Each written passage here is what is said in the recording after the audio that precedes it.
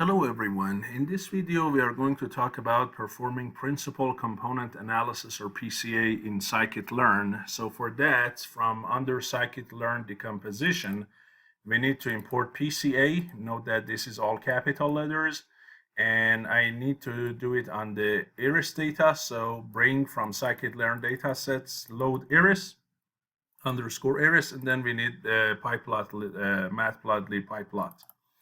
So we bring the iris data and then get the x and y from the data and target.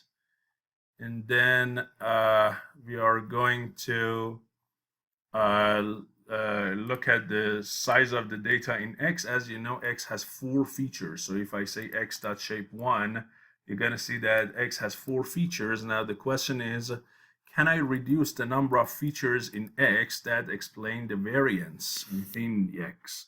And the answer is, let's do a PCA. And here I use the PCA and I use 2 components. One reason is for visualization. So can I go from 4 to 2 and explain a lot of variance within the data in X? So here I create my PCA object, and then I use PCA.fit underscore transform to the X data and call it reduced X. So pay attention that this one is not only going to fit, also transforms to the X data. And then I'm going to show you the components of the PCA, basically the principal axes, right? So the principal component, let's call it principal axes of the transform data. And then the explain various percentages. So how much of the variance in X is explained by the first 2 principal components, right? How much of that? So before I do any plot, let's take a look at the results, and then I show you the plot of the PCA, the axes. So let's go ahead and see what we have. So clearly you see that I have 4 features, and now I gotta go down to 2. The question is, what are the principal axes? And here are those 2 principal axes. So this is the first one, this is the second one. And if you look at the percentage of variance explained by the first and then the second principal components, you see 92.5% of the variance within X is only the first component, and only 5.3% is the second component. So you add these 2 together, you're looking at something like 98% roughly, right?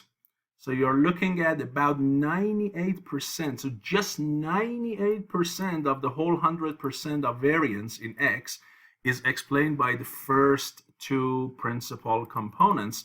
Therefore, going from dimension of 4 to dimension of 2 is absolutely what?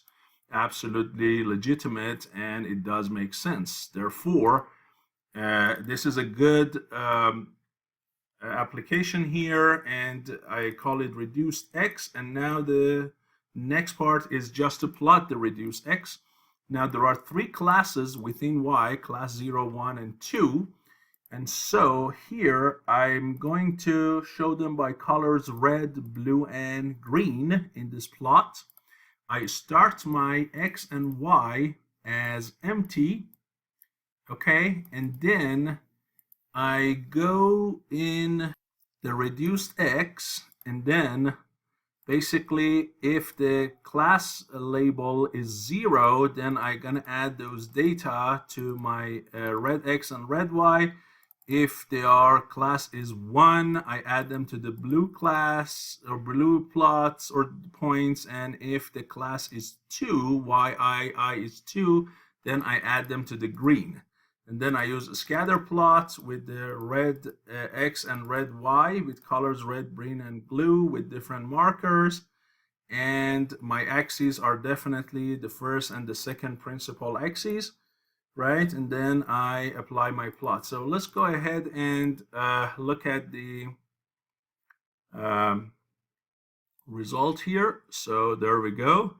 You see, so this is the class 0, this is class 1, and this is class 2, y of 0, y of 1, y of 2, as you can see here, the amount of change in the first principal axis is about 8 or something, and the change in the second principal component is something like 3, right?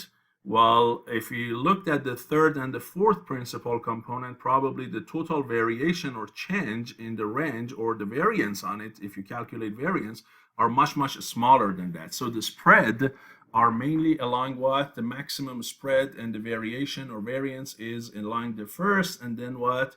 The second principal axis. If you use 4 components, clearly you'll see that the amount of variance in the third one and the fourth one are much, much smaller. And of course, you cannot easily what? You cannot easily go ahead and plot it for sure, because you have what? You in 3D you can plot it if you want, but here you have 4 features, so there is no way you can plot it. That's why we went from 4 to 2, and you see that 2 does make sense.